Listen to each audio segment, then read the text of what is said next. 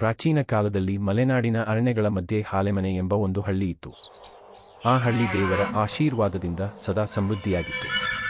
ಹಳ್ಳಿಯ ಜನರು ಧರ್ಮನಿಷ್ಠರು, ಸತ್ಯವಂತರು. ಅವರ ಜೀವನ ಕೃಷಿ, ಗೋಪಾಲನೆ, ಭಕ್ತಿಭಾವ ಇವುಗಳ ಸುತ್ತಲೇ ಸಾಗಿ ಹೋಯಿತು. ಆ ಹಳ್ಳಿಯಲ್ಲಿ ರಂಗಪ್ಪ ಎಂಬ ಧೀರ, ದಾನಶೀಲ ರೈತನಿದ್ದ. ಅವನು ನಾರದ ಮುನಿಯಂತ ಮಾತು, ಕರ್ಣನಂತ ದಾನವೀರನಾಗಿದ್ದ. ಯಾರು ಹಸಿದರೆ ಅವರಿಗೆ ಅನ್ನ, ಯಾರು ದುಗುಡದಲ್ಲಿ ಇದ್ದರೆ ಅವರಿಗೆ ಧೈರ್ಯ ನೀಡುತ್ತಿದ್ದ. ಒಮ್ಮೆ ಆ ಹಳ್ಳಿಗೆ ಬರಬಂತು. ಆಕಾಶದಲ್ಲಿ ಮೋಡ ಕಂಡರೂ ಮಳೆ ಬಾರದ ಕಾರಣ ಬೆಳೆ ಒಣಗಿ ಹೋಯಿತು. ಹಳ್ಳಿಯವರು ದೇವರ ಬಳಿ ಪ್ರಾರ್ಥನೆ ಮಾಡಿದರು.